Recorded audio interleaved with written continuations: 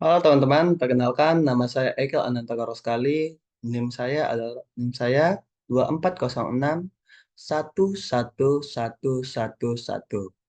Nah, sekarang teman-teman kita akan mempelajari tentang matematika murni dan matematika ekonomi ya teman-teman. Nah, matematika murni, matematika yang berfokus pada pengembangan teori-teori dan rumus matematika tanpa memperhatikan aplikasi praktisnya secara langsung teman-teman. Sementara itu, matematika ekonomi adalah salah satu jenis dari matematika terapan. Matematika ekonomi merupakan matematika yang menggunakan teknik matematika untuk menganalisis, merumuskan, dan memecahkan masalah ekonomi. Matematika ekonomi juga merupakan pengaplikasian dari matematika murni, teman-teman. Nah, pengaplikasian ini dapat kita lihat dari dalam kehidupan kita sehari-hari, teman-teman. Pada saat kita bertransaksi, pada saat kita menjual atau membeli barang, itu kita sudah melakukan matematika ekonomi, teman-teman.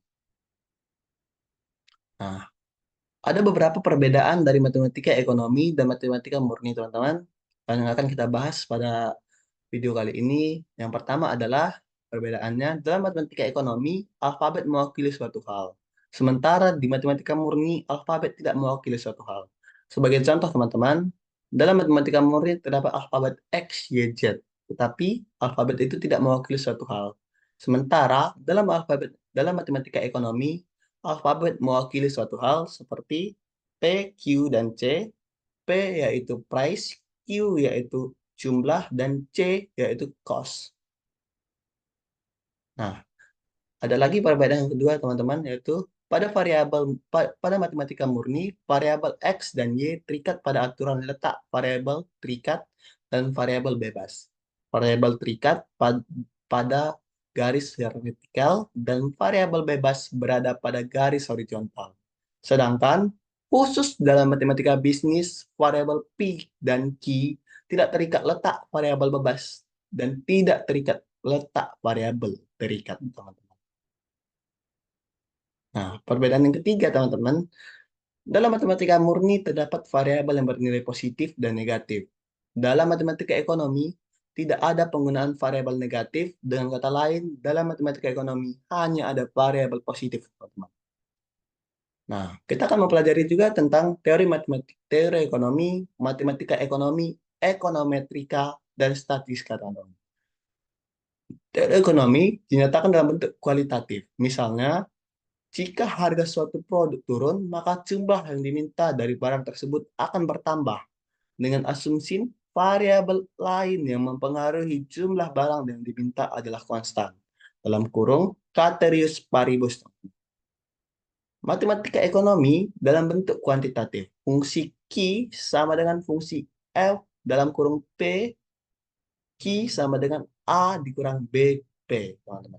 Ekonometrika penafsiran berdasarkan data nilai A, B, P. Nah, data tersebut dicari oleh statistika ekonomi, teman-teman.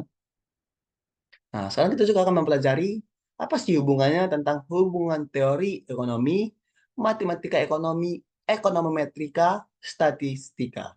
Nah, teori ekonomi memberikan landasan teoritis untuk menciptakan model ekonomi, teman-teman.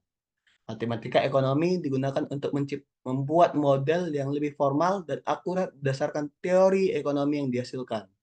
Ekonometrika menggunakan model ekonomi matematika untuk menguji hipotesis ekonomi menggunakan data empiris. Statistika ekonomi menyediakan alat untuk mengumpulkan, memproses, dan menganalisis data yang digunakan dalam ekonometrika, teman-teman. Nah, kita sampai kepada yang terakhir, teman-teman, yaitu kesimpulan.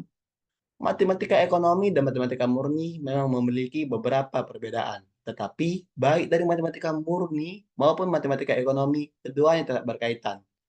Matematika ekonomi adalah pengaplikasian matematika murni dalam kehidupan sehari-hari. Oleh karena itu, sebelum kita belajar lebih jauh tentang matematika ekonomi, pastikan kita sudah cukup bisa menguasai matematika murni agar dapat membuat kita lebih mudah paham tentang apa itu matematika ekonomi, teman. Nah, sekian dari saya, teman-teman. Terima kasih.